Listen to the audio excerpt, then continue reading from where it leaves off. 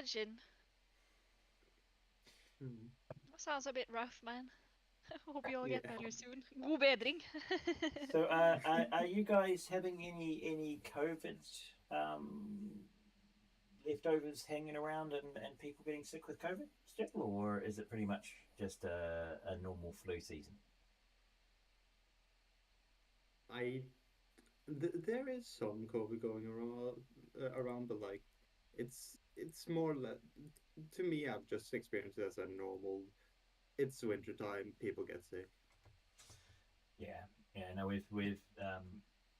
we've had some yeah, so a reasonable amount of flu going around in New Zealand over the winter because we're of course heading through spring and into summer here, so we'll be yes getting a bit less of that. Though we did have a one of our universities had 100 students get food poisoning. So one of the hall's residents served some bad chicken, and it was vomiting and diarrhea for 100 of the students in the hall of residence. So yes, pretty much everybody who had some of it got yes very very sick. So yeah, no, it can be quite bad. Yeah. That's impressive. That's pretty unfortunate. Yeah, no, it's that's a pretty bad thing to have happen at your hall, but um, yeah, no, so it's the whole not treating um, reheating of food properly and keeping in the sort of buffet style, keeping it warm, and yeah, not good. But no, so it must be starting to get darker there in the mornings. Absolutely. I was just looking at the weather being at sort of 1 to 4 degrees, so it's getting that nasty sort of mushy kind of starting to freeze a bit and just be annoying. Yeah.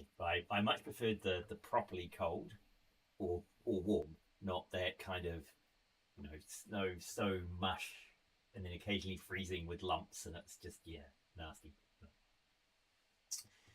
Right. Okay. So we've had no one join us on YouTube. Oh, one view has just jumped into YouTube, and we've got a few only three of you here. So you already heard me saying that. I know Cecilia, you heard me saying that I'm going to do the breaking into the groups first, chat with people, find out where they all are, look at Ah.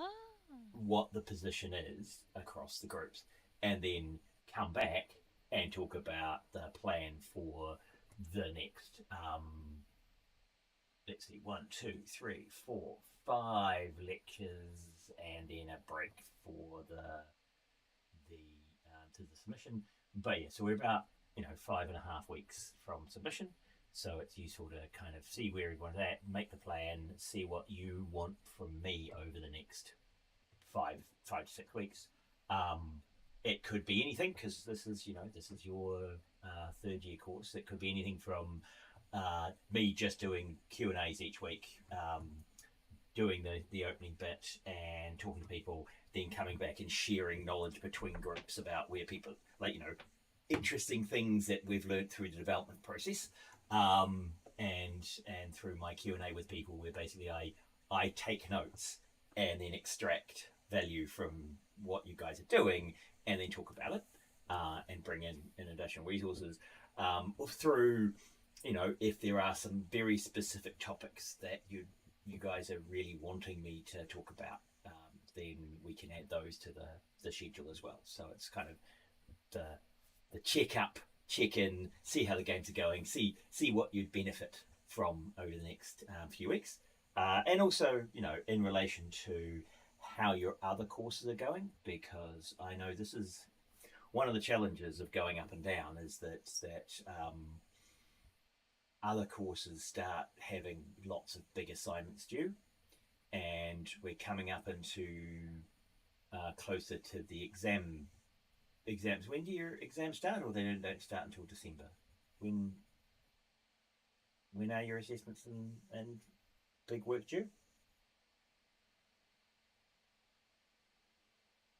It varies a bit, but like the proper exams usually don't start until like at the start of December. Yeah, because I know I was Maybe looking. around the 20th of November, e- like at the that's pretty early, Yeah, so the 20th of but it does November happen. is pretty early. So that's like in 2 weeks' time. Whew. It does That, that, happen though. that is early. Um, so so yeah, I mean, part of the idea is how do we? I I've put the submission in here at the 15th of December. Um, but let's see, so it's 1, 2, 3, 4, 5, 6, 7, 8, 9, 10, 11, 12, 13, 14, 15. I think normally these two, the December lectures, are actually in theory in the exam period where we're not adding formal content. Um, though if you've got an exam on the 20th, that would suggest that they start exams from the 20th. Should we just we'll just check? I mean, we'll just wait for a couple of minutes for people to arrive, but I'll just check NT.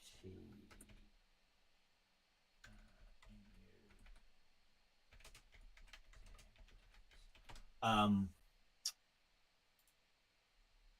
so I'm just checking the exam dates. Because the thing is that those periods, certainly for those two, become more of this me allocating this couple of hours just to help you out with this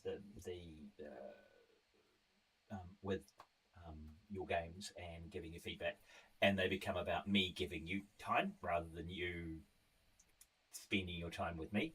Um, so let's see. Do we have a timetable? No, they didn't give me a timetable.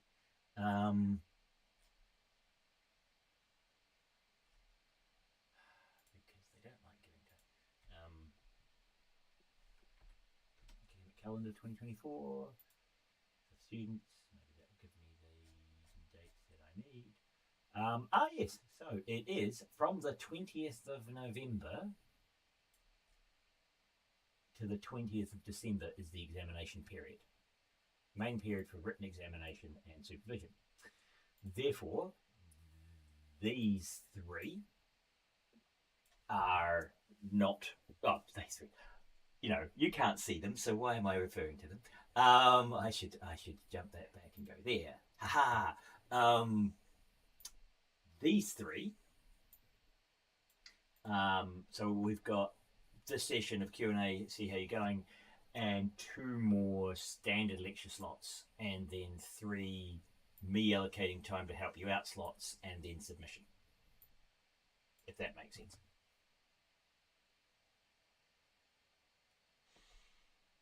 So, um, the idea today is to jump you into your teams, have a look at how you're doing, make sure that I've got time to do that, and give you guys feedback and extract some of that value and show it to you. I've also been at the moment marking the games from my students here in New Zealand who are ooh, they're just finished their second year, so they're like 6 months behind where you are, but they've just finished their games, which are mostly in Godot and some in Unity. So I'm also going through and having a look at what they've been doing and grading them. And I must say, magic numbers. Still, a lot of the students are embedding key values into code, right? Deep buried in script. There's like a +5 or -15 for like the damage things do or the health they return, or there's these magic numbers buried deep inside the code. And if you want to change that, you have to hunt through the code and find it, right? And for some people using blueprints, they'll have the magic variables put into a node. Oh, look, I can make a black square. They'll have a magic number put into a node, and they'll repeat that number in multiple places. Say, oh, all of these nodes need the same, speed 0.4, and it's kind of if you use I mean, you might have the rule. Anytime you use a thought up value like 0.4, is that 1 minus 0.6? Right? So is there a formula that came up with that 0.4? And could you draw it out and make it a named variable, pull it out and actually name it somewhere? In script, sometimes you do it at the top of the file because then you don't have to go hunting for them. But and you define things on as few sort of parameters as is reasonable. And we also look at things like sheets for combining all the values that are critical for trialing and balancing your game, and you put them into a spreadsheet or a data sheet. And in Godot, you have data sheets, and in Unity, there are data sheets that you can utilize, and it just means that you pull out all those numbers so that you, as a programmer or a designer, could interact with those numbers, right? So there's still the I'll just hack it to get it working kind of mentality, and I think there's a certain level of stepping up and making your life easier by spending a little bit of extra time to work out how you move magic numbers out of the code and up into configuration files, either configs or into spreadsheets or into a